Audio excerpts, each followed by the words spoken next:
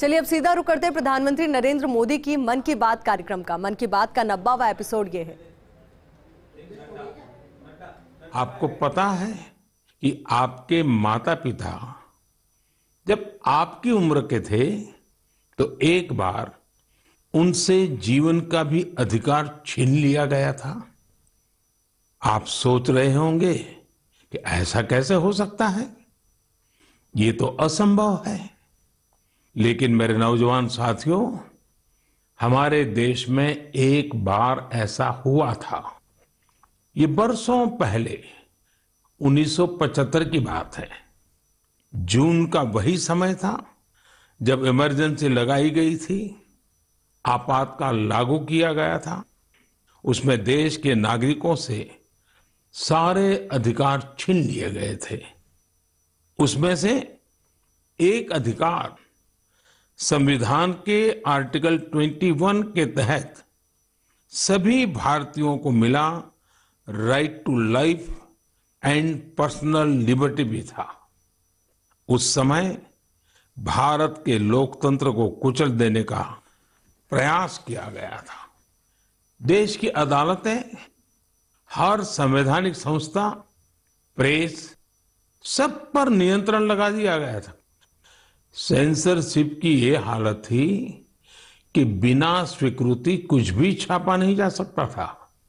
मुझे याद है, तब मशहूर गायक किशोर कुमार जी ने सरकार की वाहवाही करने से इनकार किया तो उन पर बैन लगा दिया गया। रेडियो पर से उनकी एंट्री ही हटा दी गई। लेकिन बहुत कोशिशों, हजारों गिरफ्तारियों और लाखों लोगों पर अत्याचार के बाद भी भारत के लोगों का लोकतंत्र से विश्वास डिगा नहीं, रत्ती भर नहीं डिगा। भारत के हम लोगों में सदियों से जो लोकतंत्र के संस्कार चले आ रहे हैं, जो लोकतांत्रिक भावना हमारी रग रग में है, आखिरकार जीत उसी की हुई। भारत के लोगों ने लोकतांत्रिक तरीके से ही इमरजेंसी को हटाकर वापस लोकतंत्र की स्थापना की। तानाशाही की मानसिकता को, तानाशाही वृत्ति प्रवृत्ति को लोकतांत्रिक तरीके से पराजित करने का ऐसा उदाहरण पूरी दुनिया में मिलना मुश्किल है। इमरजेंसी के दौरान देशवासियों के संघर्ष का गवाह रहने का, साझेदार रहने का सौभाग्य मुझे भी मिला था, लोकतंत्र के एक सैनिक के रूप में। आज जब देश अपनी आजादी के 75 वर्ष का पर्व मना रहा है, अमृत महोत्सव मना रहा है, तो आपातकाल के उस भयावह दौर को भी हमें कभी भी भूलना नहीं चाहिए। आने वाली पीढ़ियों को भी भूलना नहीं चाहिए। अमृत महोत्सव सैकड़ों वर्षों की गुलामी से मुक्ति की विजय गाथा ही नहीं, बल्कि आजादी के बाद के 75 वर्षों की यात्रा भी समेटे हुए हैं। इतिहास के हर अहम पड़ाव से सीखते हुए ही हम आगे बढ़ते हैं। मेरे प्यारे देशवासियों, हम में से शायद ही कोई ऐसा हो जिसने अपने जीवन में आकाश से जुड़ी कल्पनाएं न की हो। बचपन में हर किसी को आकाश के चांद, तारे, उनकी कहानियां आकर्षित करती हैं। युवाओं के लिए आकाश छूना सपनों को साकार करने का पर्याय होता है। आज हमारा भारत जब इतने सारे क्षेत्रों में सफलता का आकाश छू रहा है, तो आकाश या अंतरिक्ष इससे अछूता कैसे रह सकता है। बीते कुछ समय में हमारे देश में स्पेस सेक्टर से जुड़े कई बड़े काम हुए हैं। देश की इन्हीं उपलब्धियों में से एक है इन स्पेस नाम की एजेंसी का निर्माण। एक ऐसी एजेंसी जो स्पेस सेक्टर में भारत के प्राइवेट सेक्टर के लिए नए अवसरों को प्रमोट कर रही है। इस शुरुआत ने हमारे देश के युवाओं को विशेष रूप से आकर्षित किया है। मुझे बहुत से नौजवानों के इससे जुड़े संदेश भी मिले हैं। कुछ दिन पहले जब मैं InSpace के हेडक्वार्टर के लोकार्पण के लिए गया था, तो मैंने कई युवा स्टार्टअप्स के आइडियाज और उत्साह को देखा। मैंने उनसे काफी देर तक बातचीत भी की। आप भी जब इनके बारे में जानेंगे तो हैरान हुए बिना नहीं रह पाएंगे। जैसे कि स्पेस स्टार्टअप्स की संख्या और स्पीड को ही ले लीजिए।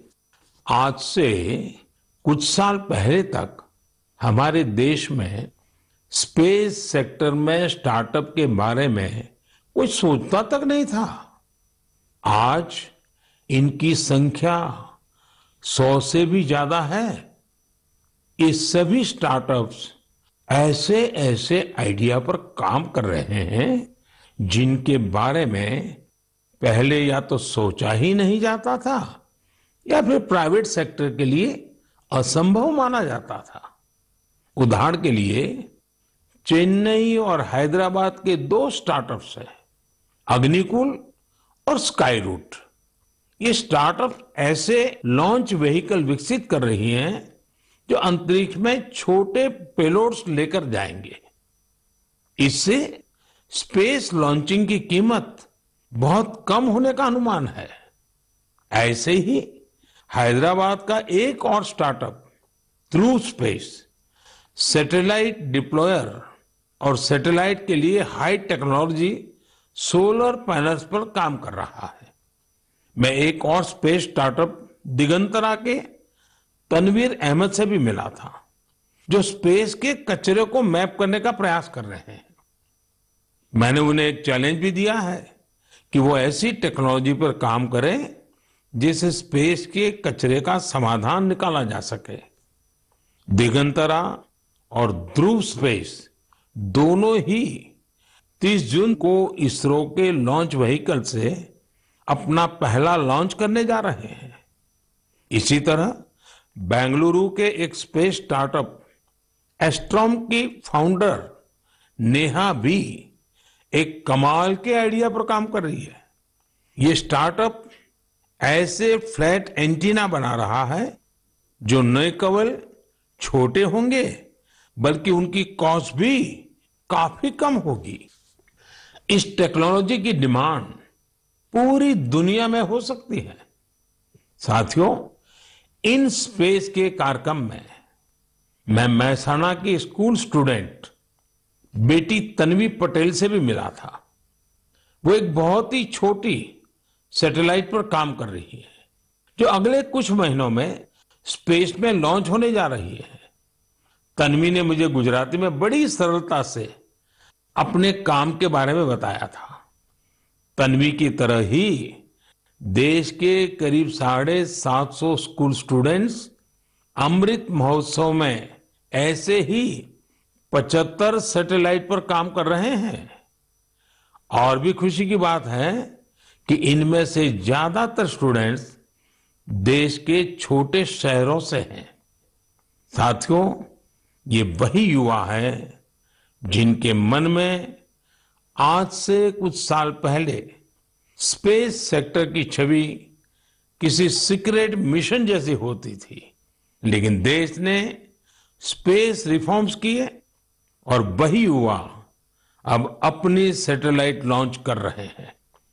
जब देश का युवा आकाश छूने को तैयार है तो फिर हमारा देश कैसे पीछे रह सकता है। मेरे प्यारे देशवासियों, मन की बात में अब एक ऐसे विषय की बात जिसे सुनकर आपका मन प्रफुल्लित भी होगा और आपको प्रेरणा भी मिलेगी। बीते दिनों हमारे ओलंपिक गोल्ड मेडल विजेता नीरज चोपड़ा फिर से सुर्खियों में छाए रहे। ओलंपिक के बाद भी वो एक के बाद एक सफलता के नए नए कीर्तिमान स्थापित कर रहे हैं।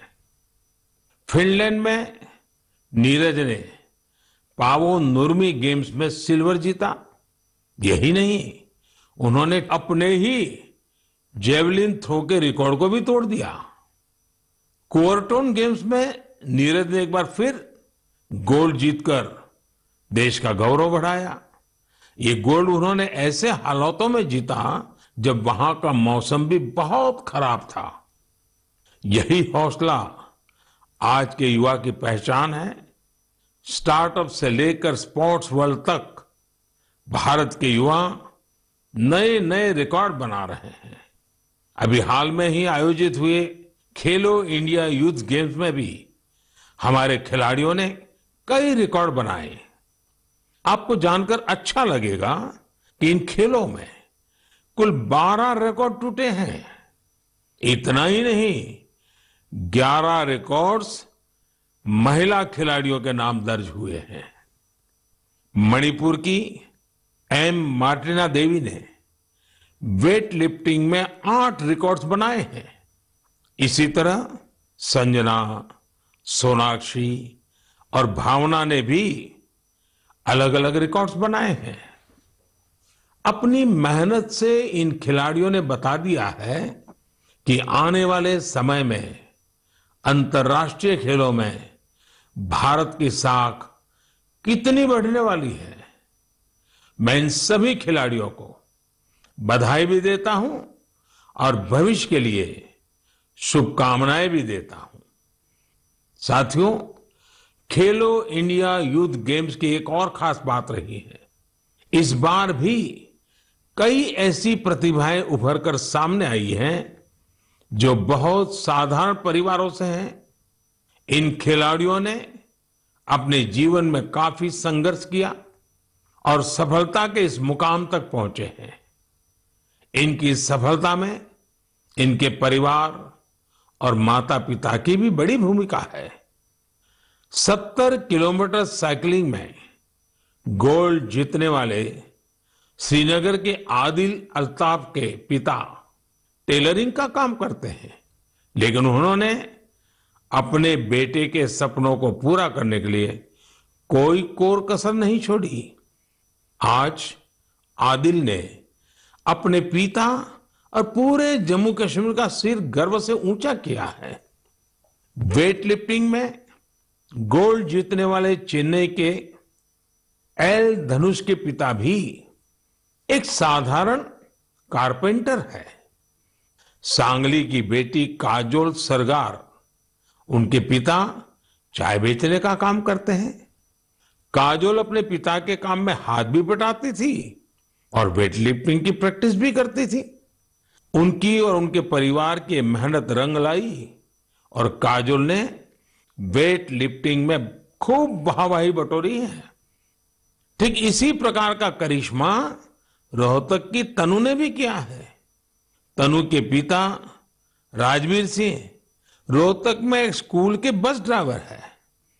तनु ने कुश्ती में स्वर्ण पदक जीतकर अपना और अपने परिवार का, अपने पापा का सपना सच करके दिखाया है। साथियों, खेल जगत में अब भारतीय खिलाड़ियों का दबदबा तो बढ़ ही रहा है, साथ ही भारतीय खेलों की भी नई पहचान बन रही है। जैसे कि इस बार खेलो इंडिया यूथ गेम्स में ओलंपिक में शामिल होने वाली स्पर्धाओं के अलावा 5 स्वदेशी खेल भी शामिल हुए थे। ये 5 खेल है गतका, थांग ता, योगासन, कलरियापट्टू और मलखम।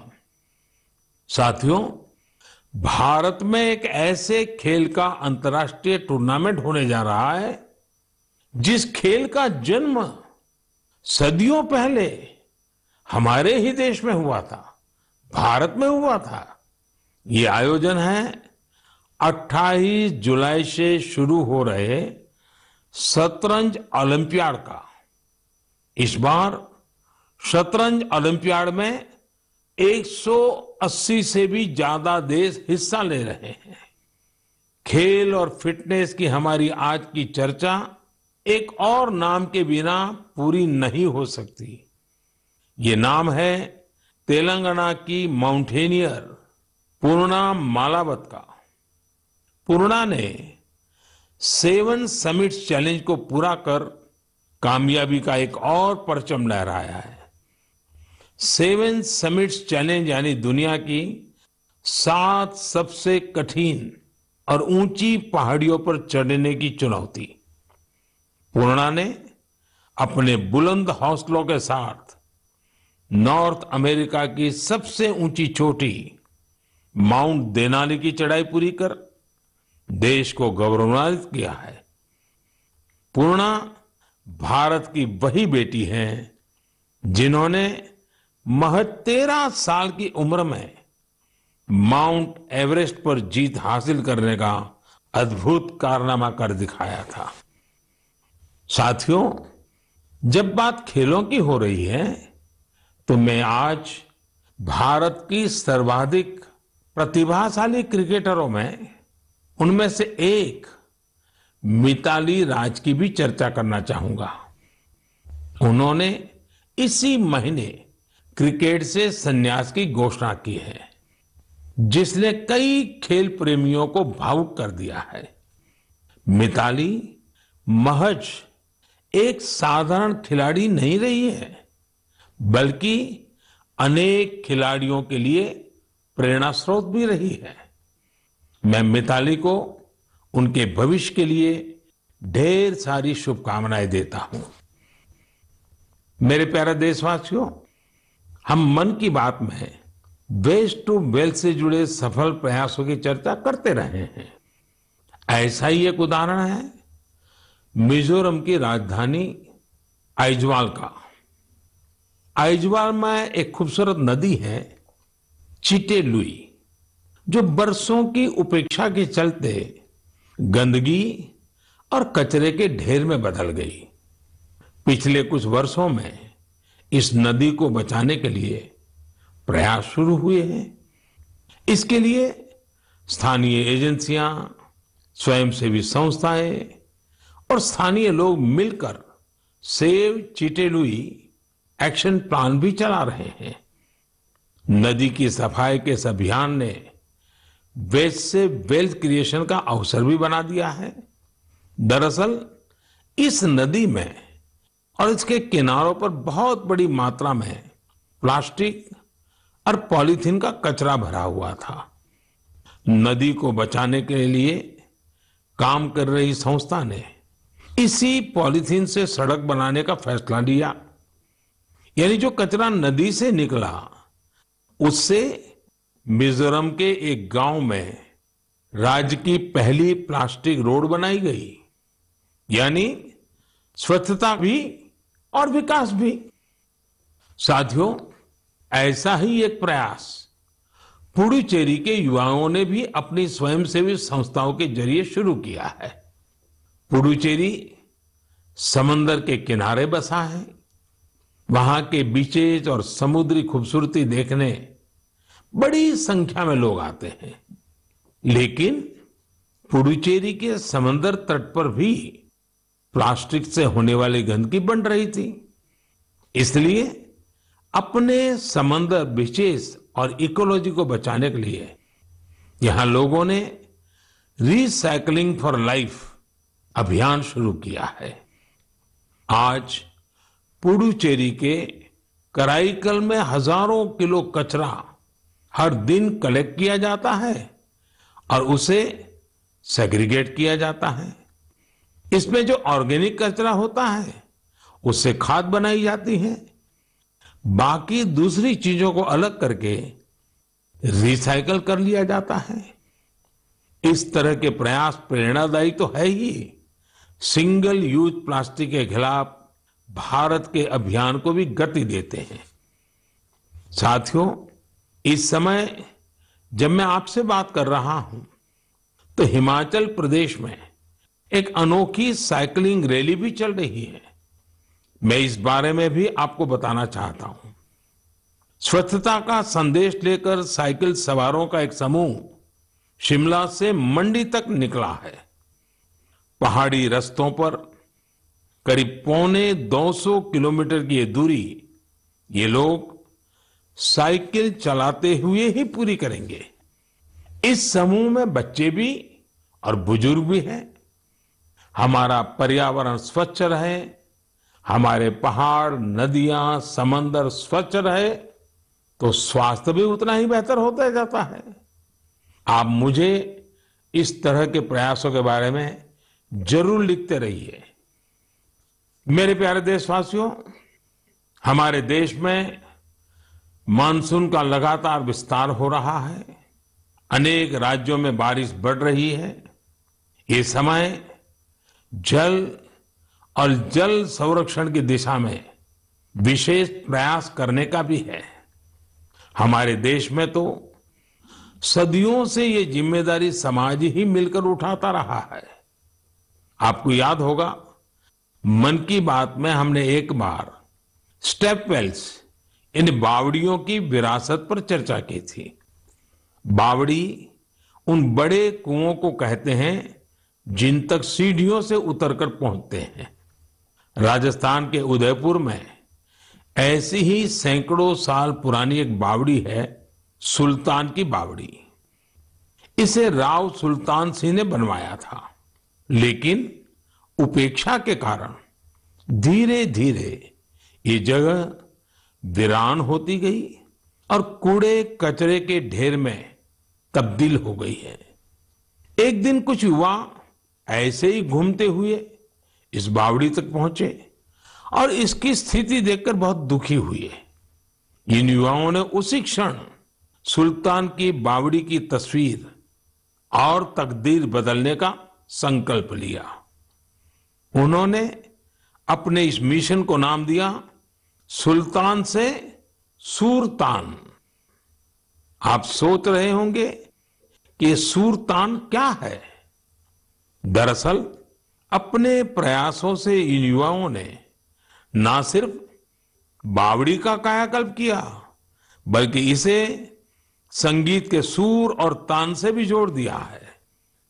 सुल्तान की बावड़ी की सफाई के बाद, उसे सजाने के बाद वहां सुर और संगीत का कार्यक्रम होता है। इस बदलाव की इतनी चर्चा है कि विदेश से भी कई लोग इसे देखने आने लगे हैं। इस सफल प्रयास की सबसे खास बात यह है कि अभियान शुरू करने वाले युवा चार्टर्ड अकाउंटेंट्स हैं। संयोग से अब से कुछ दिन बाद 1 जुलाई को चार्टर्ड अकाउंटेंट डे है। मैं देश के सभी सीएस को अग्रिम बधाई देता हूं। हम अपने जल स्रोतों को संगीत और अन्य सामाजिक कार्यक्रमों से जोड़कर उनके प्रति इसी तरह जागरूकता का भाव पैदा कर सकते हैं। जल संरक्षण तो वास्तव में जीवन संरक्षण है। आपने देखा होगा आजकल कितने ही नदी महोत्सव होने लगे हैं। आपके शहरों में भी इस तरह के जो भी जल स्रोत है, वहां कुछ न कुछ आयोजन अवश्य करें। मेरे प्यारे देशवासियों, हमारे उपनिषदों का एक जीवन मंत्र है, चरैवेति चरैवेति चरैवेति। आपने भी इस मंत्र को जरूर सुना होगा।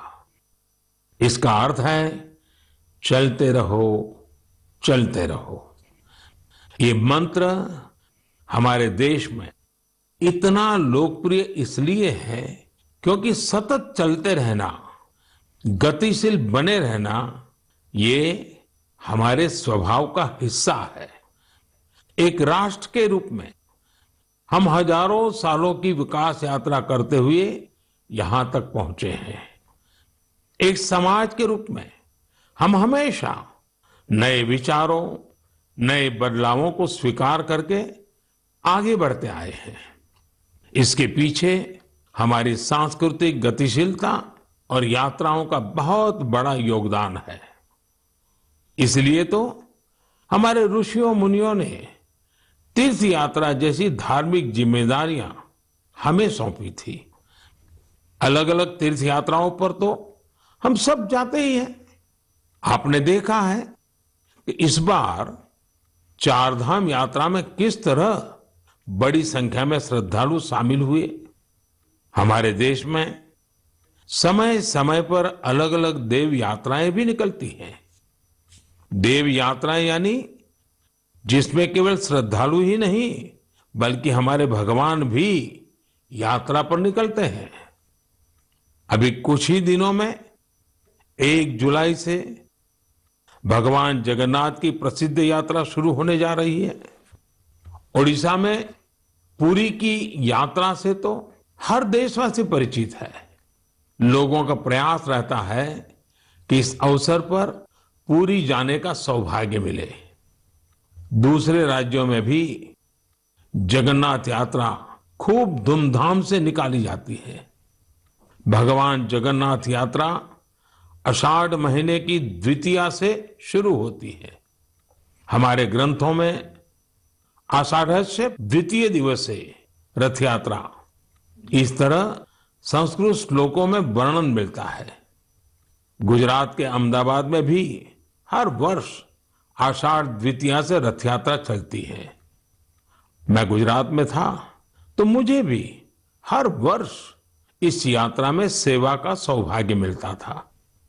आषाढ़ द्वितीया, जिसे आषाढ़ी बीज भी कहते हैं, इस दिन से ही कच्छ का नववर्ष भी शुरू होता है।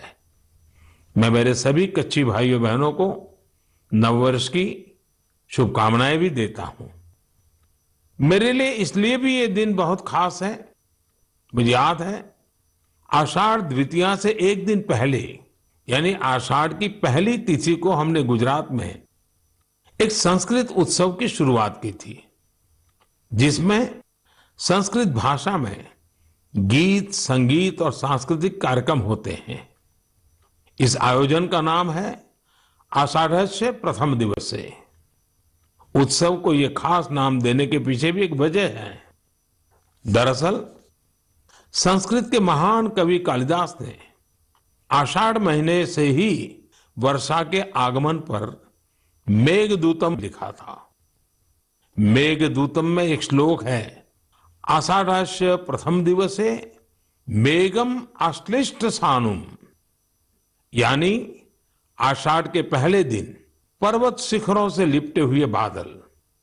यही श्लोक इस आयोजन का आधार बना। साथियों, अहमदाबाद हो या पुरी, भगवान जगन्नाथ अपनी इस यात्रा के जरिए हमें कई गहरे मानवीय संदेश भी देते हैं। भगवान जगन्नाथ जगत के स्वामी तो है ही, लेकिन उनकी यात्रा में गरीबों, वंचितों की विशेष भागीदारी होती है। भगवान भी समाज के हर वर्ग और व्यक्ति के साथ चलते हैं। ऐसे ही हमारे देश में जितनी भी यात्राएं होती हैं, सब में गरीब, अमीर, ऊंच, नीच ऐसे कोई भेदभाव नजर नहीं आते हैं। सारे भेदभाव से ऊपर उठकर यात्रा ही सर्वोपरि होती है। जैसे कि महाराष्ट्र में पंढरपुर की यात्रा के बारे में आपने जरूर सुना होगा। पंढरपुर की यात्रा में कोई भी न बड़ा होता है न छोटा होता है, हर कोई वारकरी होता है, भगवान विठल का सेवक होता है। अभी 4 दिन बाद ही 30 जून से अमरनाथ यात्रा भी शुरू होने जा रही है। पूरे देश से श्रद्धालु अमरनाथ यात्रा के लिए जम्मू कश्मीर पहुंचते हैं। जम्मू कश्मीर के स्थानीय लोग उतनी ही श्रद्धा से